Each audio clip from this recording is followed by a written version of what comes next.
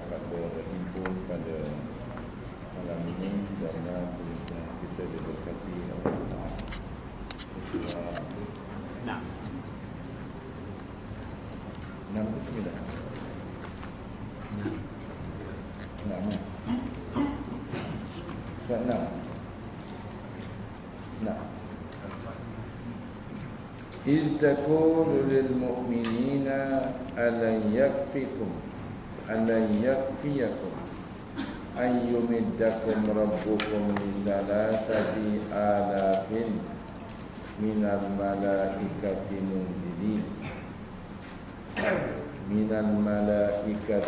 munzalin.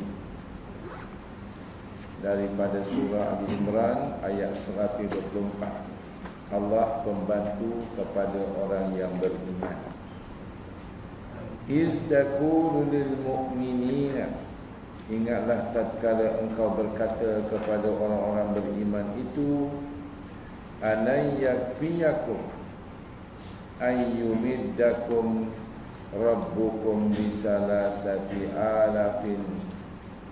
Tidakkah cukup bagi kamu bahawa Tuhan kamu akan membantu kamu dengan 3,000 malaikat minal malaikati munzalin yang diturunkan oleh Allah Ta'ala.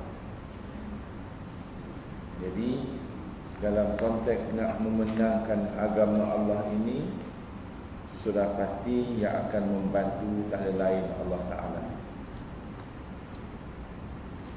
Imam Jalaluddin As-Sayuti menjelaskan bahawa ada pula daripada riwayat bahawa kaum muslimin mendengar Kaz bin Jabir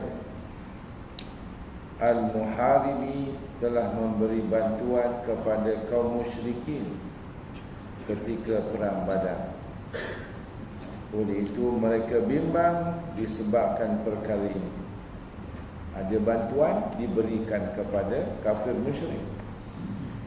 Jadi orang beriman bimbang, maknanya bertambah kekuatan. Maka Allah menurunkan ayat ini sebagai penjelasan bahawa Allah akan menurunkan bantuan kepada kaum muslim.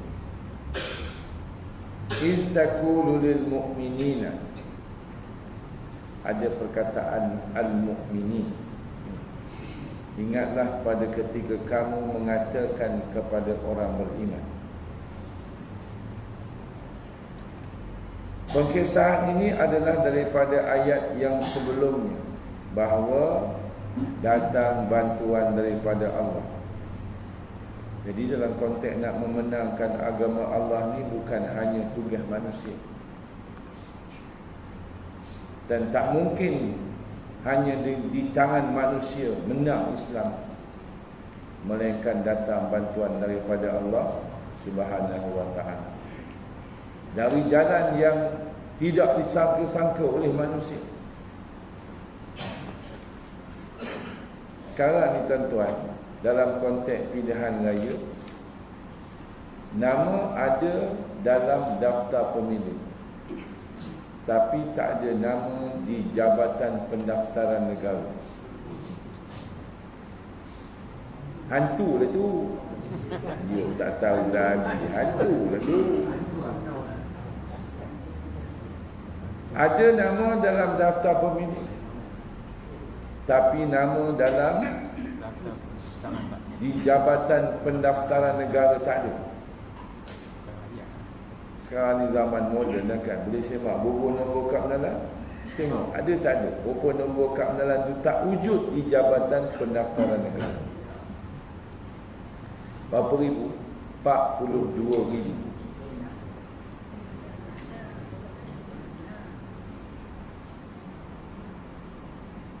Orang tahu juga. Dia ingat orang tak tahu, rupanya orang tahu juga.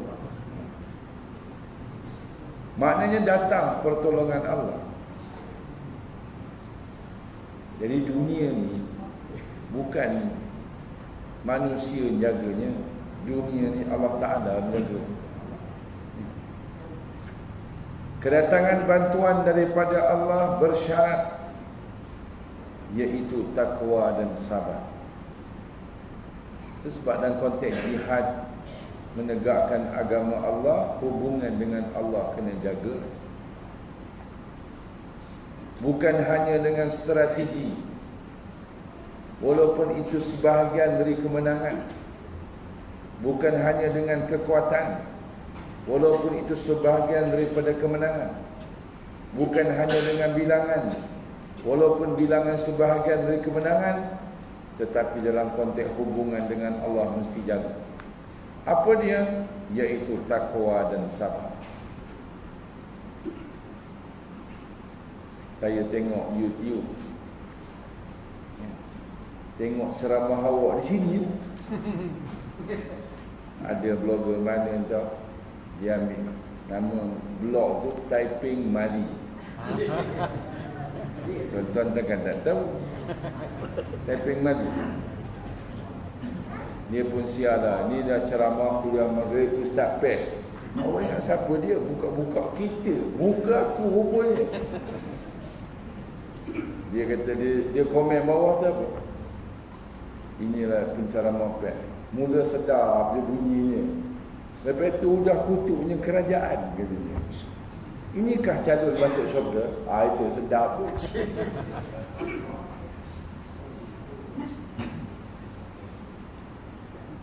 Tak tahu yang mana satu masuk awam tak tahu ni banyak.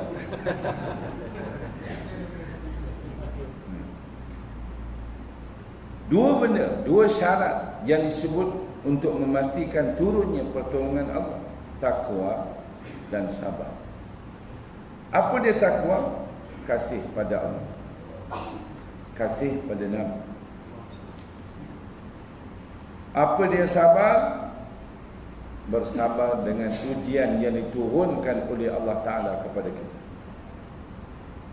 Ada ujian yang berbentuk sukar, susah, miskin, sakit. Ini jenis ujian yang macam ni biasanya sabar tu luluh. Tetapi tidak sabar dalam konteks ujian yang berupa kemenangan, yang berupa kesenangan, yang berupa kesihatan, yang berupa masa terluang. Asal daripada Ibnu Abbas menyebutkan ada dua perkara yang manusia sering lupa akan nikmat Allah. Tak sabar dengan dua ujian ini. Satu, masa sihat. Dua, masa lapang. Dua nikmat yang Allah berikan kepada manusia yang manusia lupa untuk mengurus masa lapangnya, mengurus masa sihatnya untuk agama Allah Subhanahu wa ta'ala. Tengok masa lapang lepas isyak kan, apa lagi mau buat di rumah? Itu masa lapang. Ada sekali tu awak ngajar maghrib lambat habis. Udah marah satu jemaah. Apa sih ustaz lambat malam? Mana awak tahu, awak ngajar macam biasa lah. Pasal apa yuk? Malam ni Manchester United. Manchester United lagi. Bukan orang sini lah, tak tahu orang mana. Udahlah tu, kau dah terlibat dengan majlis pengajian. Apa lagi Manchester Unitednya?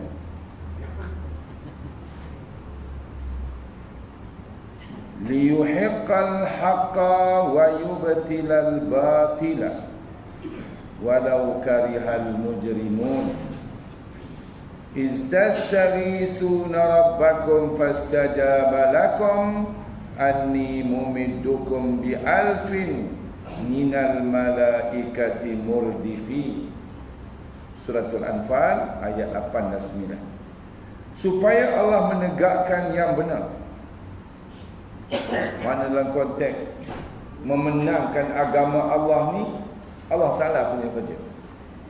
Tengok ya, yang lawan Nabi ni Abu Jahal. Siapa mati dulu?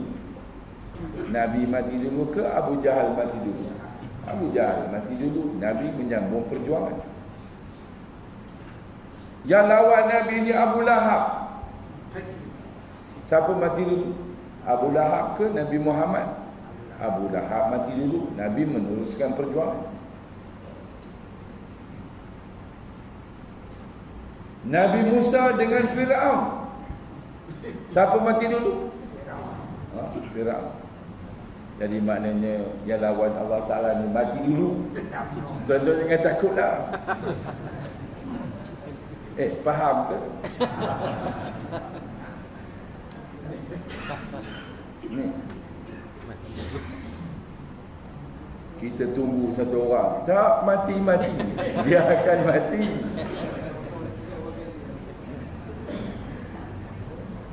Istastaghisuna rabbakum, ingatlah ketika kamu memohon pertolongan kepada Tuhan kamu. Fastajaba lakum, Allah Ta'ala mengkabulkan bacaan doa kamu, permohonan kamu. Anni mumiddukum bi alfin minal malaikati murdifin, dengan Allah Ta'ala menurunkan dan membantu kamu dengan 1000 tentera yang datang daripada kami. Jadi dalam konteks turunnya bantuan daripada Allah itu tak ada lain dengan syarat ada takwa dan sabar. Sabar je, ya. Walaupun macam-macam perancangan dibuat, datang, duduk dan bantah. Dulu kita dah pergi berlari, ini dah suruhnya duduk, pun tak bagi. Dia pun nak berubah sebelum 28, fikir banyak kali, ya ke nak berubah, idah ke, ya ke idah juga, ya. Tak tahu. Yang betul-betul tahu ialah Allah Ta'ala. Bila gamak tarikh pilihan raya kat Malaysia, Allah Ta'ala dia tahu. Yang tahu pun tak tentu lagi. Dia pun kata Rosmah tahu kot, tak. Tak pernah Allah Ta'ala share, berkongsi dia dalam konteks mentadbir alam. Hamka dalam tafsirnya menyatakan syarat turun pertolongan Allah ialah takwa dan sabar. Di Madinah saja jumlah perangnya ialah 27 perang yang Nabi pimpin. Perang kira semua nak mati lah. Dan antara perang yang paling banyak mati ialah perang Uhud, 70 para syuhada. Namun walaupun itu ujian yang datang kepada Nabi SAW, tak pernah Nabi absen daripada berperang, memimpin bala tentera untuk mempertahankan Allah dan agama. Dalam perang Badar, takwa dan sabar para sahabat tinggi, maka turun pertolongan daripada Allah Subhanahu wa Ta'ala. Dia bukan lagi lawan manusia, dia lawan malaikat. Ini dibuktikan dalam perang moden, kan? Ketika Hizbullah melawan tentera Israel. Tak pernah dalam konteks sejarah Israel kalah. Tetapi perang kali itu kalah Israel. Dia pun heran, kami tembak, dia bangkit, kami tembak, dia bangkit. Mana mati malaikat? Manakala dalam perang Uhud, para sahabat sudah tidak lagi sabar untuk mengikuti arahan Rasul sallallahu alaihi wasallam. Ini yang disebut oleh Allah dalam konteks perang Uhud itu, terutama di Bukit Uhud, belah dua. Minkum man yuridud dunya, yang turun ambil ghanimah. Ada mukmin, kata Allah Ta'ala, yang dak kepada dunia. Maka turunlah sebahagian daripada Bukit Uhud untuk mengambil ghanimah. Ada sebahagian lagi duduk di Bukit Uhud mempertahankan arahan Nabi. Disebut oleh Allah, minkum man yuridul akhirah. Ada di kalangan mukmin itu hendakkan negeri akhirat. Jadi dalam perang Uhud, oleh kerana sahabat-sahabat Nabi yang sudah tidak sabar dengan arahan Nabi kata kepada kumpulan pemanah, jangan kamu ke mana-mana walau apa berlaku, dilanggar oleh sahabat. Itu sebab bila sunnah Nabi ni tidak kita ikut, tak sabar kita nak ikut, dalam konteks kehidupan kita jauh daripada pertolongan Allah. Itu sebab tuan-tuan tak ada kaedah. Ini saja kaedahnya, ini saja wasilahnya dalam konteks untuk kita sama-sama mengangkat takwa dan sabar. Nak menang mesti ada takwa, nak menang mesti ada sabar. Takwa dan sabar pada bab apa? Pada bab mengikut arahan Al-Quran, mengikut arahan Nabi sallallahu alaihi wasallam. Saya nak sebut dalam pertemuan kita ni, ada sekurang-kurangnya secara sabarnya, secara nak mengangkat takwanya, ada 8 sunnah Nabi yang mesti kita buat secara istiqamah. 1 sunat witir, walaupun tidak ada arahan Nabi, tetapi bila kita bergelumang dan membelit diri dengan sunnah Nabi sallallahu alaihi wasallam, yakinlah akan datang kemenangan kepada Islam. Kalau semua orang buat 8 sunnah ni, kira hebat perjuangan kita. 1 witir, tiap-tiap malam buat. Nabi buat 3 rakaat ba'diyah isyak, terus witir. 3 rakaat, 1 salam. Banyak Nabi buat 3 rakaat, 2 salam. Mari Sayyidina Umar, witir dia 1 rakaat. Nabi sebut dalam satu hadis, alaihi bi sunnati wa sunnatil khulafa'ir rasyidin al-mahdiyyin. Kita boleh ikut sunnah Nabi atau sunnah para khalifah. Sayyidina Umar buat witir 1 rakaat. Apa lagi mudah dari 1 rakaat? Tak buat dah. Itu dah mudah, tak payah buat. Kita buat bulan Ramadan tiap-tiap malam. Kenapa 2 Ramadan kita tak buat? Nak tunggu Ramadan, maknanya 30 hari setahun buat witir dalam konteks persiapan negeri akhirat. Sedangkan dalam hadis kursi, Nabi SAW menyebut uhibbul witri. Allah Ta'ala itu sangat suka kepada yang ganjil. Mana solat sunat witir adalah solat sunat yang sangat dicintai oleh Allah Ta'ala. Buat tuan-tuan, saya buat, tuan-tuan mau buat, makcik-makcik buat. Kedua, tahajud. Ya ayyuhal muddathir, ya ayyuhal muzammil, qumil laila illa qalila. Bangunlah di waktu malam sedikit daripada. Ulama-ulama bila kata tahajud, dia memerlukan tidur. Witir tak payah, tahajud memerlukan tidur. Bangkit dari tidur itu sekurang-kurangnya mendirikan solat sunat tahajud 2 rakaat. Buat hari-hari. Sabar dan takwa dalam konteks membuatnya. Hari-hari ni maksudnya apa tuan-tuan? Bangun pukul 5.30.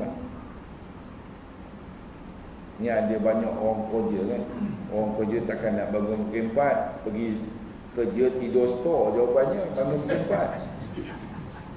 Bangun pukul 5.30, bangun pukul 5.35, bangun pukul 5.40, siap diri, tahajud 2 rakaat. Witir buat siap dah. Lepas isyak buat terus. Kalau Ramadan kita berjemaah, hari ni pun boleh sebenarnya, tapi tak sabar orang nak tunggu. Tapi kalau kita sabarlah, kalau lepas isyak kita buat ba'da isyak 2 rakaat, tunggu semua. Dah habis semua, kita buat witir, berjemaah. Sama cara Ramadan. Kalau Ramadan boleh berjemaah, hari ni pasal tak boleh jemaah.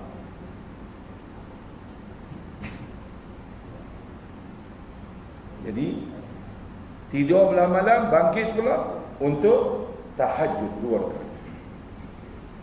Kekuatan ni tak ada pada geng-geng keturunan Melayu. Dia mana dah kira bangun malam, subuh melebur.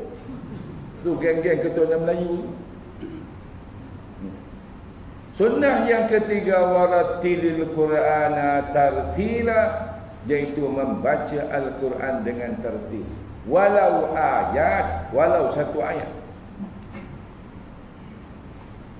Baca Quran. Dan mesti ada kontak dengan Quran ni sampai bacaannya menyebabkan hubungannya hebat dengan Allah Ta'ala. Satu malam Abu Zar tidur di rumah Nabi sallallahu alaihi wasallam. Nabi tak larang sahabat-sahabat nak tidur rumah ni. Tidur rumah Nabi kira bukan dengkur lah, tidur-tidur ayam kan. Bila Nabi mula je bacaan malam dia, Abu Zar sebut, saya mendengar Nabi baca bismillah saja sudah menangis teresak-esak. Baru baca bismillah, kali kedua Nabi mengulangi bismillah, tangisannya semakin kuat. Pasal apa? Nabi dengan Allah tak ada hijab. Kita ni pasal apa? Baca Fatihah tu 17 kali sehari. Satu hari 17 kali, 10 hari 170 kali, 100 hari 1700 kali, 1000 hari 17,000 kali baca Fatihah. Tapi bila baca tak pernah nangis Fatihah. Pasal apa?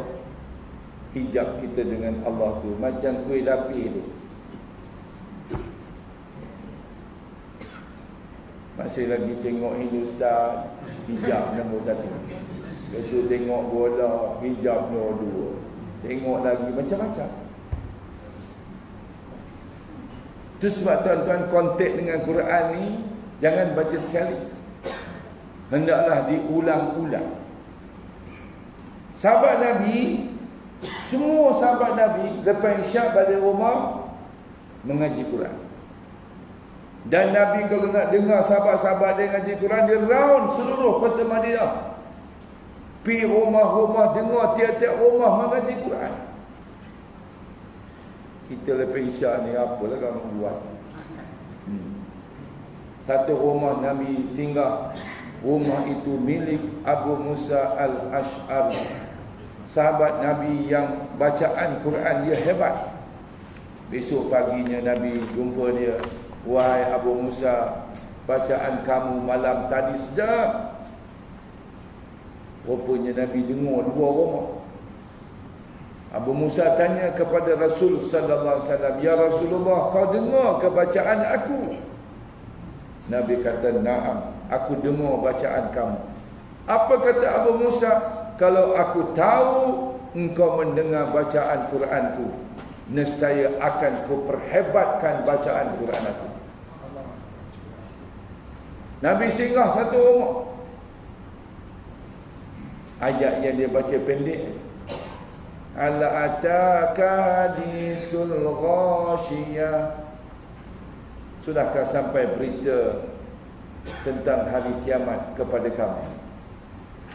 Dia tak terjemah lah, awak terjemah. Hal ataka hadisul ghashiyah. Ulang lagi. Hal ataka hadisul ghashiyah. Yang dalam rumah tu tak tahu, yang mendengar di luar rumah ialah Nabi sallallahu alaihi wasallam. Yang dalam rumah baca 3-4 kali menangis, yang luar rumah ialah Nabi sallallahu alaihi wasallam menangis dan mengalirkan air mata. Lalu Nabi menjawab, sudah sampai kepada aku berita hari kiamat itu. 6,000 ayat dalam Al-Quran, lebih 6,000 ayat. Yang mana satu ayat yang kita baca menangis. Mungkin suratul Fatihah, baca Maliki Yaumiddin, atau mana-mana ayat dalam Al-Quran. Allah Ta'ala sebut Fatihah itu sab'ul masani, 7 ayat yang diulang-ulang. Maknanya dalam konteks kehidupan kita, ayat ini memberi kesan yang sangat mendalam. Itu sebab jaminan Allah Ta'ala kepada orang yang mendirikan salat. Innas salata tanha anil fahsya wal munkar warattilil Qur'ana tartila. Bacalah Quran tiap-tiap hari. Sunnah yang keempat, sunat duha. Ini lepas syuruk, duha lah. Ada juga Nabi buat sunat syuruk tu, tapi tak masyhur. Yang masyhur sunat duha. Nabi buat 8 rakaat. Kenapa mesti mengaji Quran? Supaya otak kita tak lupa sampai mati. Kalau apa itu dia punya kajian, mesti ngaji Qurannya. Siapa nak nyanyuk sampai mati benda dalam uzur dan awal ngaji Quran. Kita tengok ni Profesor Engku Aziz tu, sekali-sekali dia keluarkan umur dia 90, ini pun tak mati-mati lagi.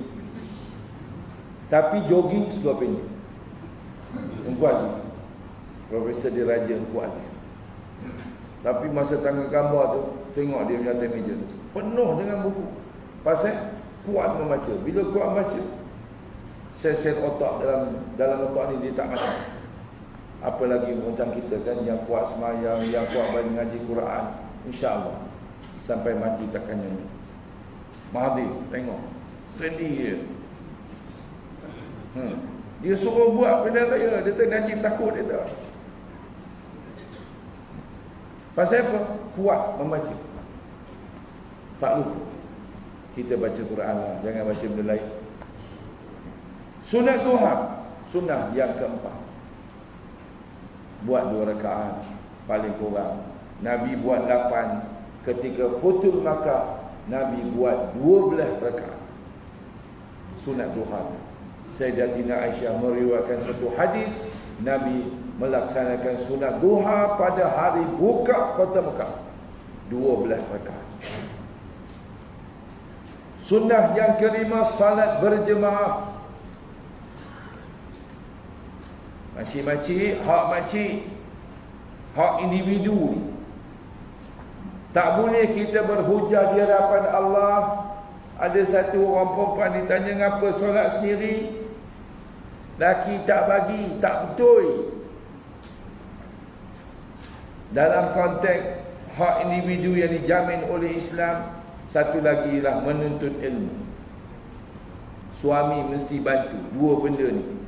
Satu, solat berjemaah. Satu lagi ialah menuntut ilmu. Benda wajib. Semua isteri Nabi salat berjemaah, termasuk isteri para sahabat. Berlaku di zaman Sayyidina Umar. Isteri dia siap-siap nak pergi solat maghrib, gelap. Di mana dia nak solat maghrib? Masjid Nabi. Umar tanya, ke mana nak siap-siap ni? Jawab isteri dia, aku nak ke Masjid Nabi berjemaah. Umar tidak melarang isterinya nak keluar daripada rumah untuk salat berjemaah. Perjalanan yang tidak ada fitnah, perjalanan yang selamat, Umar membenarkan isterinya. Kena bantu. Takkan tuan-tuan dia nak 27 darjat, bini satu. Esok hujah bini, apa saya solat nikah, tanya Allah satu je, laki aku tak bagi, kata ni. Ini kena bantu. Bawa lah. Banyak ni yang ada bini tak bawa ni. Berjemaah. Apalagi kita ni terlibat dengan jamaah. Apa makna terlibat dengan jemaah? Semayangnya sendiri. Mesti ikut sunnah Nabi, solatnya berjemaah. Jangan biar satu hari tidak ada berjemaah dalam konteks solat kita. Kalau bagi 5 waktu. Katalah ada keuzuran dan halangan, mesti pastikan ada waktu yang istiqamah kita melaksanakan solat berjemaah itu. Sunnah yang ke-6,